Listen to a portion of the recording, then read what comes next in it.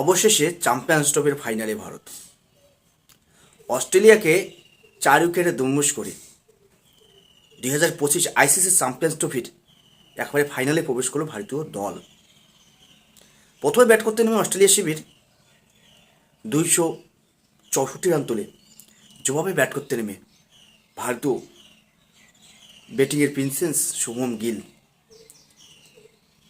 পেভিলিয়নে ফিরে যান সামান্য রানের বিনিময়ে, এবং ক্যাপ্টেন রোহিত শর্মা তিনিও 28 রান করেন। একটা বিরাট কোহলির সঙ্গে একটা সুন্দর পার্টনারশিপ গড়ে তোলার চেষ্টা করেন, কিন্তু শেষ পর্যন্ত তিনিও প্যাভিলিয়নে ফিরে যান এলবিডব্লিউ হয়ে। এরপরেই শেষ আইয়ার এবং বিরাট কোহলির 91 রানের একটা অসাধারণ জুটি শেষ পর্যন্ত ভারতকে জয়ের রাস্তায়, জয়ের একদম কাছাকাছি নিয়ে যায়। শেষ পর্যন্ত যদিও শেষ আইয়ার 45 রানের মধ্যে প্যাভিলিয়নে ফিরে যান, এবং বিরাট কোহলিরও কোহলি কিং কোহলি একটা 84 রানের অসাধারণ ইনিংস খেলে ভারতকে যখন ঠিক জয়ের কাছে নিয়ে যান, ঠিক তখনই ম্যাচটাকে দ্রুত শেষ করতে যাওয়ার কারণে একটা অ্যাডাম জাম্পাকে লম্বা ছক্কা মারতে গিয়ে ক্যাচ দিয়ে বসেন, যার ফলে 84 রানের বিরাট কোহলির ইনিংসের পরিসমাপ্তি ঘটে।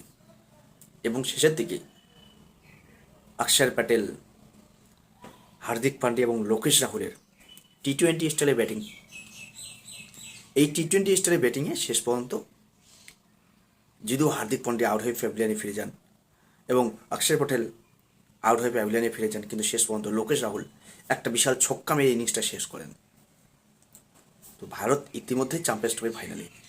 আর এই ভারতের বিপক্ষে কে আসবে, নিউজিল্যান্ড নাকি দক্ষিণ আফ্রিকা, সেটা আগামীকাল ম্যাচে ঠিক নির্ণয় হবে। আগামীকাল ম্যাচে নির্ণয় হবে ভারতের বিপক্ষে কে, চ্যাম্পিয়ন্স ট্রফি ফাইনাল কে খেলবে, দক্ষিণ আফ্রিকা নাকি নিউজিল্যান্ড। তো চোখ রাখুন টিম গেমের সকল এপিসোডে। আপনাদের সামনে আমি প্রত্যেকটা আপডেট নিয়ে আসবো। সামনে আসতেছে বড় মেগা কন্টেস্ট IPL 22 মার্চ থেকে। প্রত্যেকটা কন্টেস্টের আপনারা, প্রত্যেকটা গেমেরই আপনার, প্রত্যেকটা খেলার আপনারা একদম সরাসরি ডিসকাস পাবেন আমার এই টিম গেমে। তো সকলকে ধন্যবাদ ভিডিওটা শুরু থেকে শেষ পর্যন্ত দেখার জন্য।